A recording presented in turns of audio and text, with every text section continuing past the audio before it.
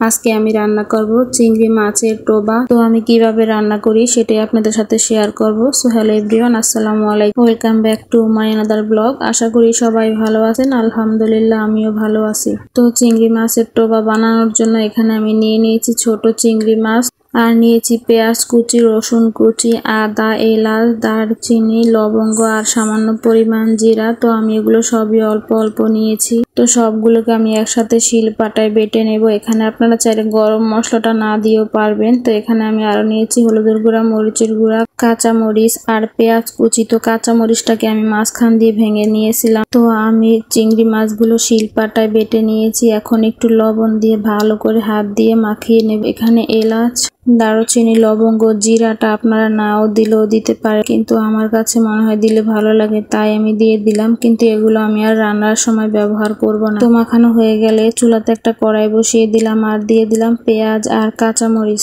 পেঁয়াজ আর কাঁচামরিচটা ভালো করে ভেজে নিয়ে এখন এখানে দিয়ে দিলাম অল্প পরিমাণ পানি, আর এখন দিয়ে দিলাম যে হলুদের গুঁড়া আর মরিচের গুঁড়াটা রেখেছিলাম ওগুলো দিয়ে ভালো করে নেড়ে চেড়ে আমি মশলাটা ভালো করে কষিয়ে নেব। যেহেতু চিংড়ি মাছ তাই এখানে আমি আর কোনো মশলা ব্যবহার করিনি। আপনারা চাইলে এখানে নারিকেল বাটা দিতে পারেন, তো আমি আর কিছুই দেব না। মশলাটা ভালো করে কষানো হয়ে গেলে এখানে আমি দিয়ে দিলাম পরিমাণ মতো কিছুটা পানি দিয়ে বেশ কিছুক্ষণ রান্না করে নেব। একদম ঝোলটা যখন একটু ভালো করে ফুটে আসবে তারপরে আমি দিয়ে দেব বেটে রাখা চিংড়ি মাছগুলো। তো আমি ভালো করে ফুটিয়ে নেওয়ার কারণ হচ্ছে যেন ঝোলটা একদম পানসে না হয়, তার জন্য। তো 10 মিনিটের মতো আমি ঝোলটা রান্না করে নিয়েছি। এখন আমি দিয়ে দেব বেটে রাখা চিংড়ি মাছগুলো। তো আমি এরকম হাত দিয়ে ছোট ছোট গোল গোল করে দিয়ে দেব চিংড়ি মাছগুলো একদম ঝোলের ভিতরে। আর এই পর্যায়ে আমি চুলার আঁচটা একদম কমিয়ে দিয়েছি যেন চিংড়ি মাছগুলো দেওয়ার সাথে সাথে গলে না যায়, একদম আস্ত থাকে, তার জন্য। তো এই যে আমি একটা একটা করে দিয়ে দিচ্ছি,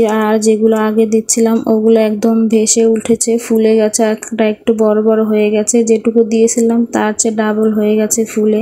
তো এখন আমার সবগুলো চিংড়ি মাছ দেওয়া হয়ে গেছে। এখন আমি চুলার আঁচটা একটু বাড়িয়ে দিয়ে রান্নাটা করে নেব, কারণ এখন আর টোবাগুলো মানে চিংড়ি মাছগুলো আর ছুটে যাব না, এগুলো একদম আস্তে আস্তেই থেকে যাবে। তাই তো কিছুক্ষণ রান্না করার পর যখন ঝোলটা একদম এরকম কমে যাবে তখন আমি এখানে দিয়ে দিলাম ধনিয়া পাতা কুচি দিয়ে ভালো করে একটু হালকা হাতে নেড়ে চেড়ে দেব।